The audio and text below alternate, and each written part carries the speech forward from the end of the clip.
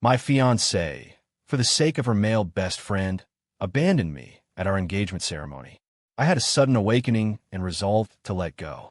I froze my bank accounts, reclaimed client resources, and informed our circle of friends that I was no longer associated with her. I gave her back all the freedom she desired. Yet, I never imagined that in just 3 months, she would come back crying, begging for my forgiveness. I calmly said, "Get lost.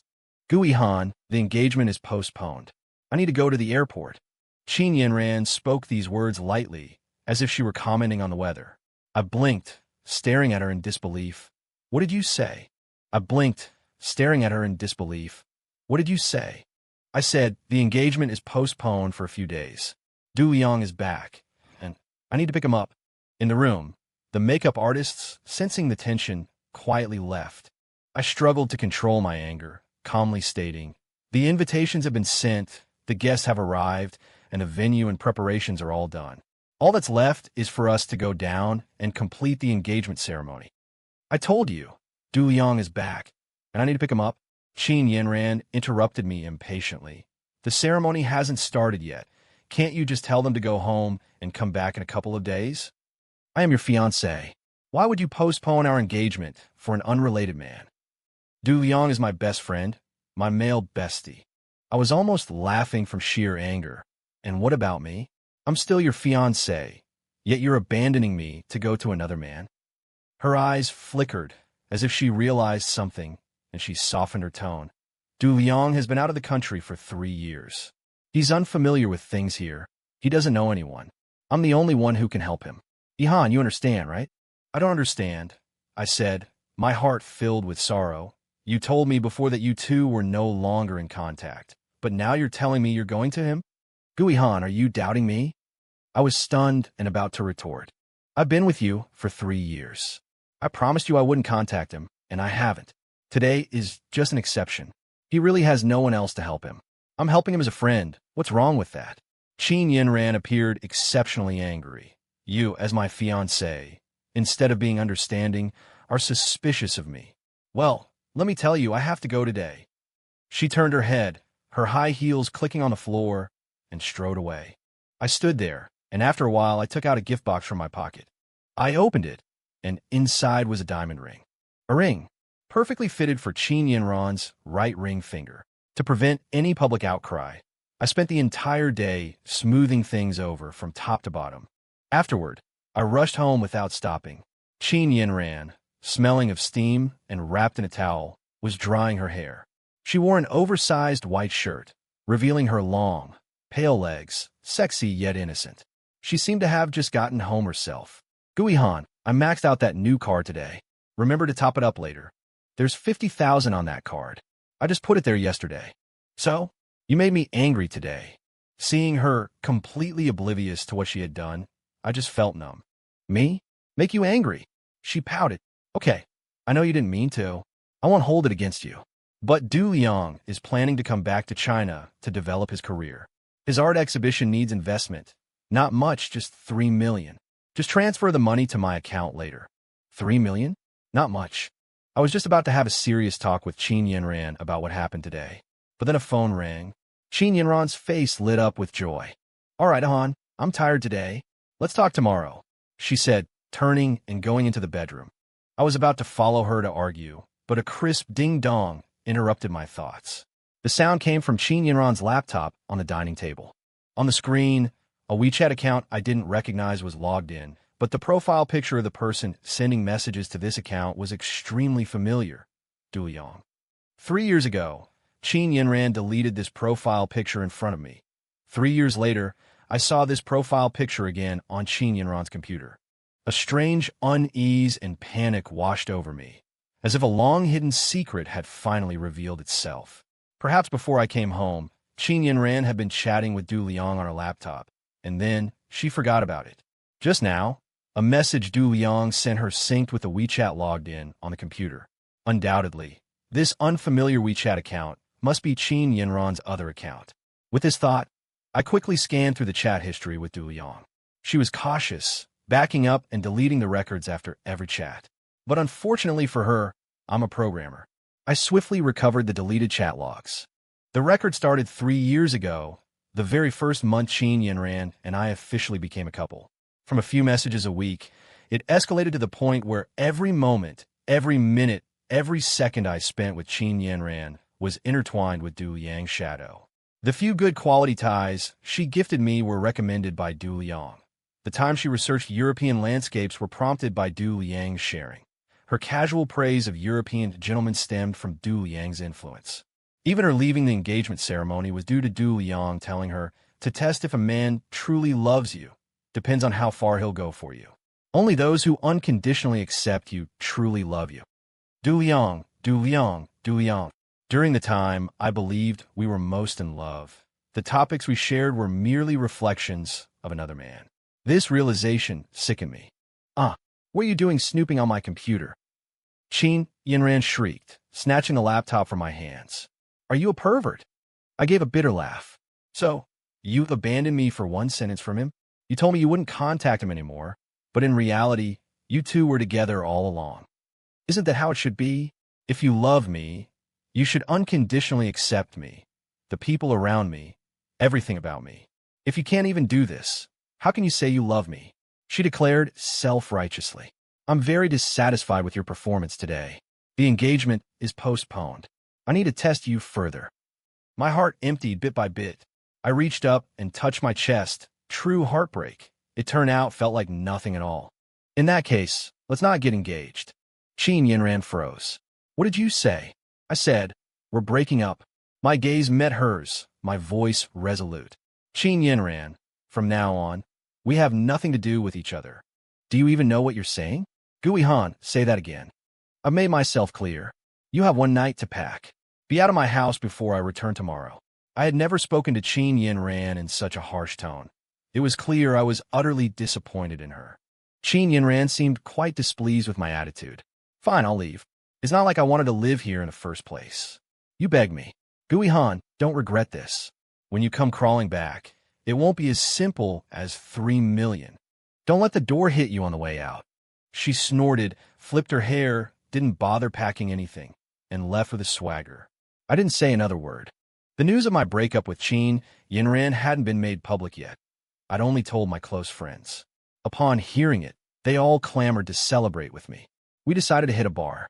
Who knew, upon entering, I'd see a woman in a white dress, sitting dejectedly at the bar, a tall, curly-haired young man with his arm around her, occasionally patting her back consolingly. It was Qin Yinran and Du Liang. I narrowed my eyes, not intending to approach. After all, Qin Yinran and I had broken up. What they did was none of my business. Unfortunately, they noticed me. Gui Han, what is the meaning of this? You dumped me and told me to leave, yet you shamelessly follow me. You've made me very angry this time. Unless you give me 5 million and apologize to me and Du Liang, I won't forgive you. Oh, I replied impassively. She sneered. All right, stop pretending. You follow me all the way here. You better cherish this. It's your last chance. I didn't want to get entangled with her further, but my friends, who had been watching from the side, couldn't resist chiming in. Wow, 5 million just like that? Who do you think you are, lady? Oh, it's Ihan's ex-girlfriend. What? You cheated, and you're demanding an apology to you and your lover? Lady, you're disgusting. Following you? We were having a good time and got the misfortune of running into you. What bad luck. Their voices were loud, their expressions exaggerated, drawing stares and whispers from the surrounding patrons. Qin Yinran's face alternated between shades of green and white, a truly spectacular sight. Seeing this, Du Liang hurriedly said, Gu Ihan, is this how you let your friends bully Yinran? Qin Yinran, on cue, filled her eyes with tears, looking as if she was about to cry. Yinran is a good girl. She just loves you too much. That's why she... I can't bear her love. You take it. I quickly interjected. Are you even a man? Treating someone who loves you like this. Du Liang suddenly erupted, clenching his fists, his eyes filled with regret. If I had known this would happen, I wouldn't have entrusted Yinran to you. The surrounding people, swayed by Du Liang's performance, started to cheer him on.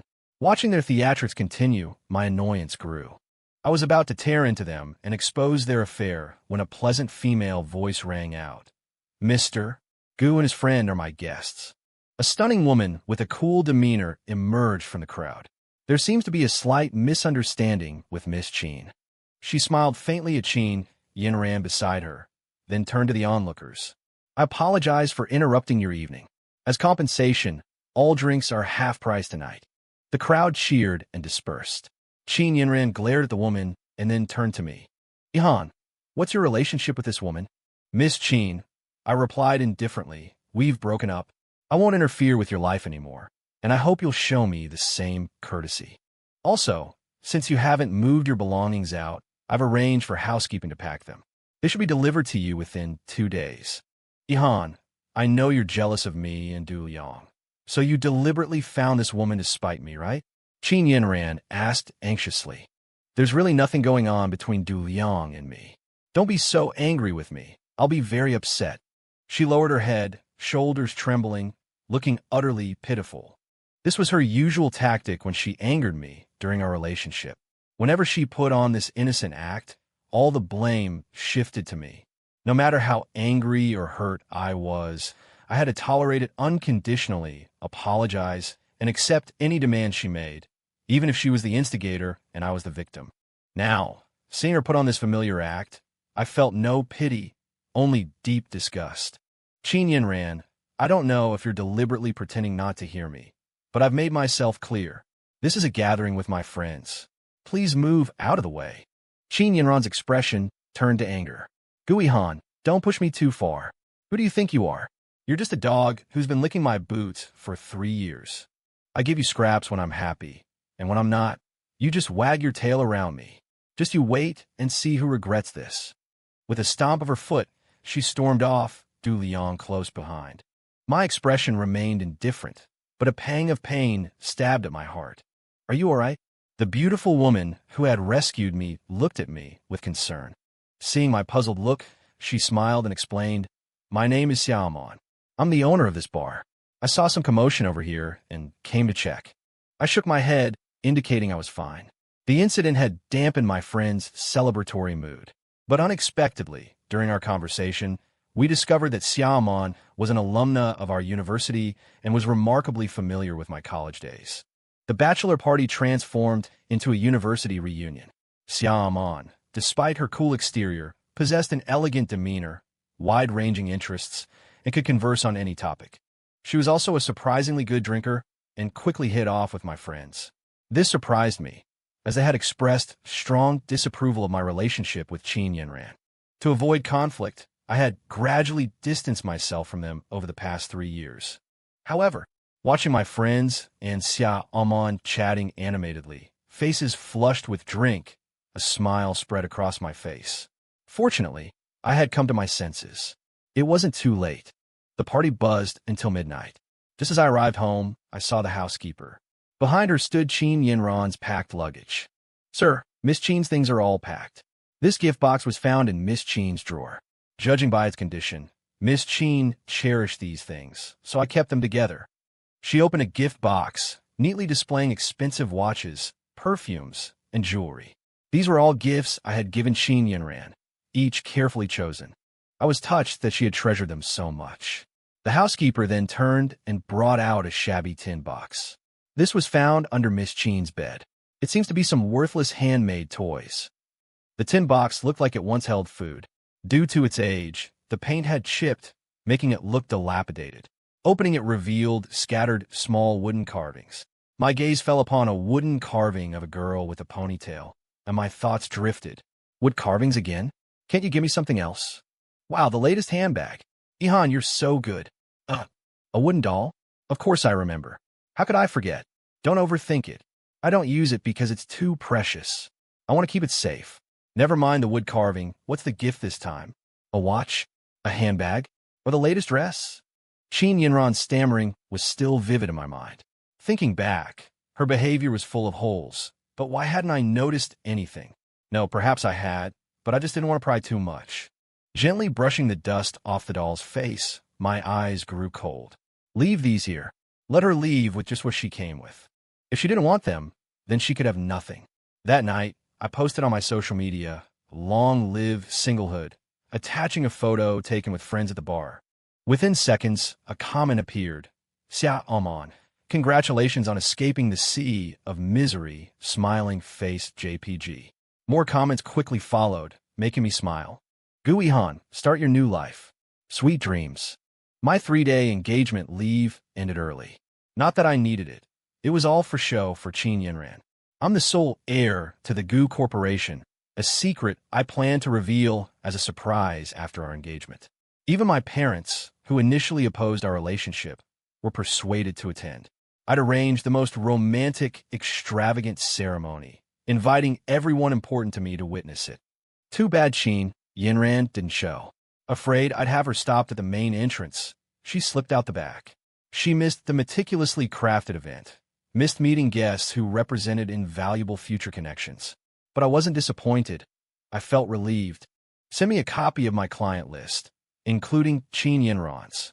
Qin Yinran, a minor department head, lived a life of luxury, indulging in frivolous spending and supporting Du Yang's so-called art. Aside from my gifts, she financed this lifestyle with her exorbitant salary, earned thanks to the client base I painstakingly built and maintained for her, securing her position at the top of the resource department. This morning, I froze her supplementary credit card, wiping out its balance. Now, I'm reclaiming my resources piece by piece. I won't deliberately sabotage her. If she's as capable as she claims, scorning my support, she'll stand on her own. If not, she'll fall as far as I raised her.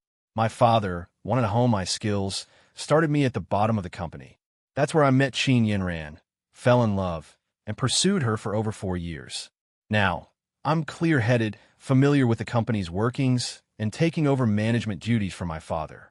Engrossed in these matters, I worked straight through to the afternoon, only to look up with blurred vision and a dizzy head. Sir, Miss Qin called 37 times today, my secretary informed me. I left my phone with her to focus. I raised an eyebrow, and before I could respond, the phone rang again. I answered to a furious voice. Gu Yihan, why did you freeze my card? I had a dinner plan with Du Liang, promised him king crab. I had to pawn my jewelry and bags to pay. Go get them back. She paused, then added, and where were you all day? Why didn't you answer? Was it because of that woman at the bar? I almost laughed.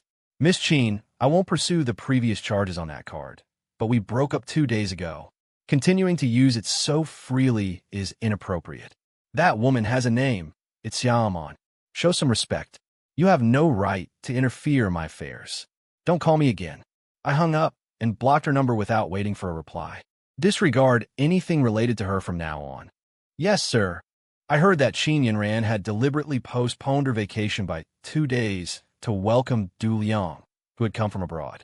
So, for now, she has only discovered that her supplementary credit card has been frozen. When she returns to the company, more surprises await her. But there's no need to pay further attention to her. I shook my head. Tonight, I have an appointment with an important client of the Gu Corporation, a representative from the Su family's Su Group, which rivals the Gu family in prominence. She is also the future heir of the Su Group. It is said that she has only been with the Su Group for 4 years, yet her methods are swift and decisive. She single-handedly transformed the declining Su Group into the formidable entity it is today, subtly rivaling the Gu Corporation.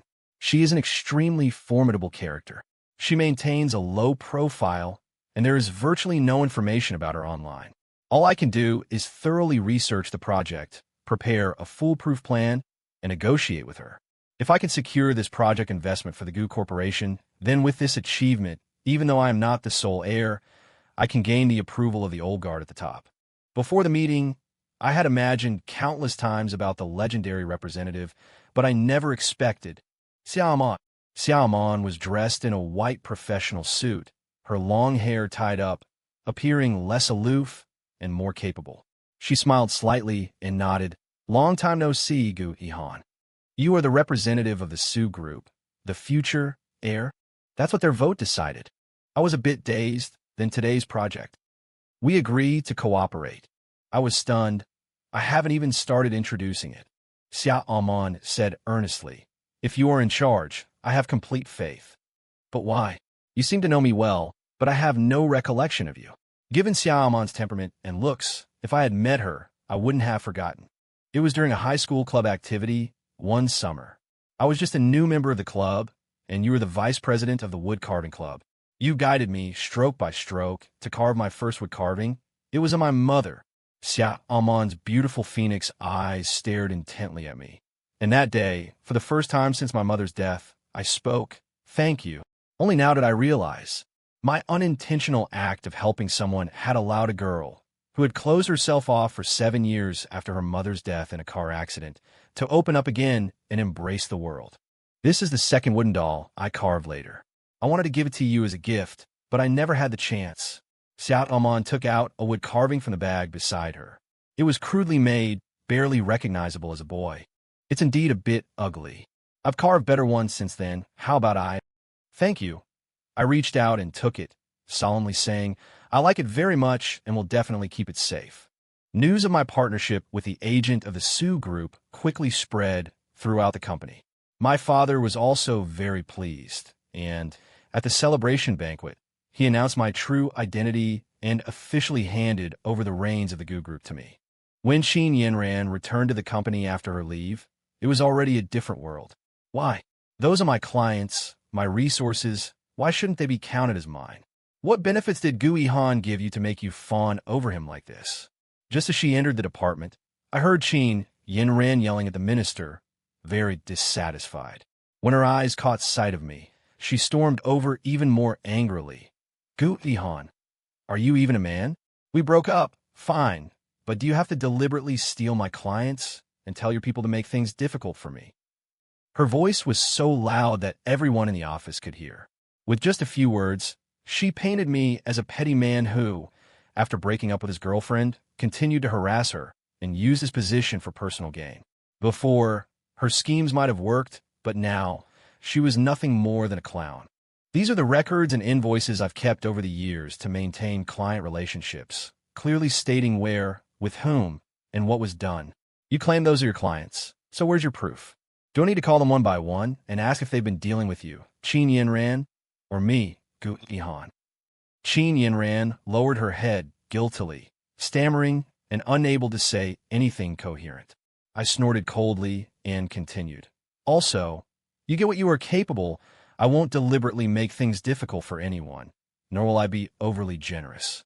Qin Yinran was about to say something, but her friend beside her pulled her back, whispering in her ear, Don't mess with him.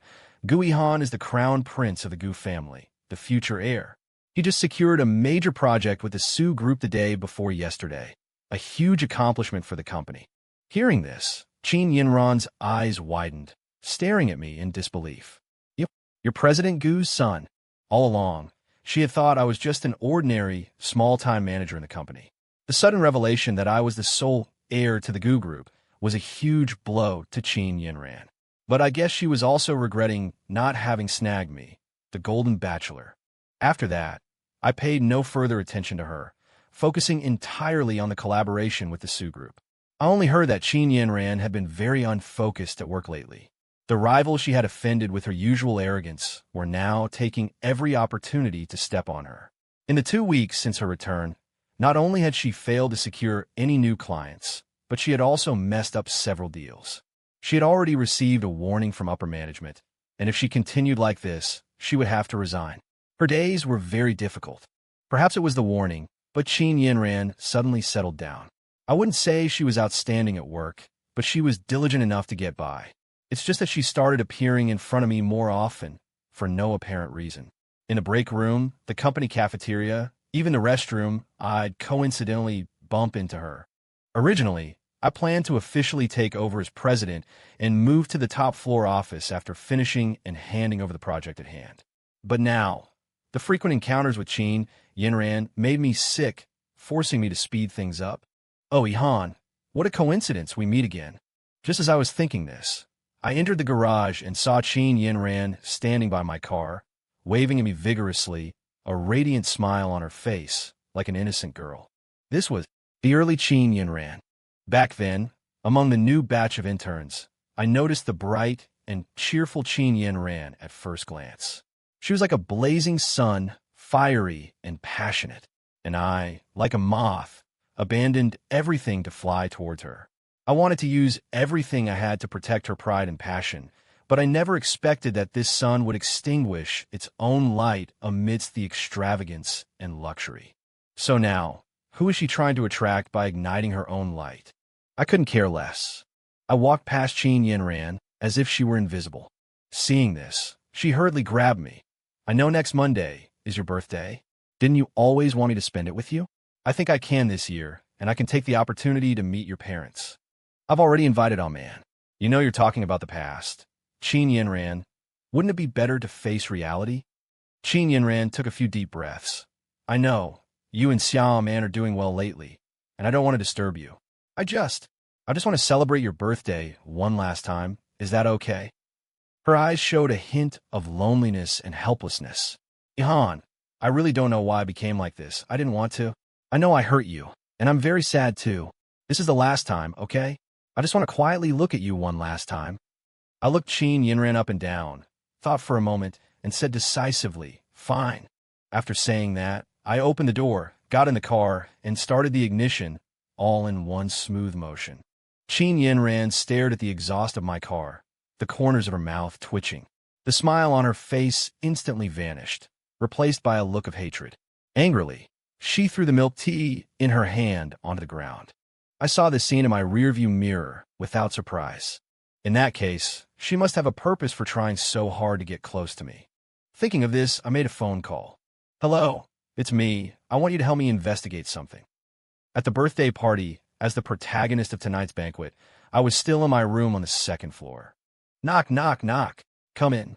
The makeup artist was still working on my look for the day when a waiter entered the room with a glass of red wine. Young master, your wine. I nodded, signaling that they could leave. I don't know how much time passed, but by the time the makeup artist was finished, I was already drowsy. To wake myself up, I picked up the glass of wine beside me and went to the balcony for some fresh air. The second-floor balcony offered a full view of the entire garden. My eyes met those of Amon downstairs. We raised our glasses from afar and toasted each other. However, my thoughts became even more muddled. I tugged at my collar and decided to rest on the sofa. In a daze, I vaguely heard the sound of a door opening, followed by the sound of it closing and locking. Guihan, are you not feeling well? It was Qin Yinran, approaching me cautiously. I half opened my eyes. Qin Yinran, why are you here? Of course it's to take you back. Qin Yinran looked at me with a craving expression. Take me back? We have nothing to do with each other anymore. Qin Yinran, what exactly do you want? No. Ihan, you love me, Qin Yinran said with a frantic look. You're just bewitched by that woman. Don't worry, after tonight, everything will go back to normal. What are you going to do? What a boyfriend and girlfriend should do. Ihan, I know you. You are a very responsible man. I'll put something in the wine you drank. Soon, you'll crave me, and everyone will be drawn here. They will see everything, and you, Ihan. You will be responsible for me, and you won't be able to shake me off, From calculating my schedule to drugging me and attracting a crowd, you couldn't have done all this alone. You have a helper? Let me guess, is it Du Liang? Qin Yinran slowly caressed my chest. That's right, it's him. He helped me plan everything to get you back. Who told you to be so insensible? And I had nothing, but you had to make a fuss. I had no choice but to drug you. Soon you will belong to me again. The position of Mrs. President can only be mine. Then you are really delusional. My eyes instantly cleared, and I pushed Qin Yinran away. Qin Yinran fell to the ground, somewhat stunned by the push. What? I pointed to the phone hidden nearby. Secretly drugging me, breaking and entering, the evidence is conclusive. Let's see how you deny it. Qin Yinran was shocked. How could you? Is it that hard? I didn't even drink the wine. I shrugged. I only went to the balcony to make it look like I did, for your benefit. Knock, knock, knock. There was another knock on the door, but this time I opened it without hesitation. It was Xiaomon. At her feet was Du Liang bound tightly. He was dressed as a waiter, with a cloth stuffed in his mouth, only able to whimper. The story began 3 days ago. You mean you found out that Qin Yinran secretly contacted the black market to buy aphrodisiacs? Xiaomon nodded. Not only that, I also found out that Du Liang has been hanging around your villa lately. Maybe they are planning something. I nodded. Thanks, Amon. I owe you big time for this. By the way, I found out something else. Xiaomon's expression turned a little strange. Du Liang didn't go abroad for 3 years to study. He was living off someone, being kept. He was caught by the rich woman's husband and couldn't stay there any longer, so he came back. After returning, while he was in contact with Qin Yinran, he was also seeing 3 other girls at the same time. I squatted down and patted Du Liang's face. I've already told your girlfriends everything about you. They're very angry. Hearing this, Du Liang struggled frantically.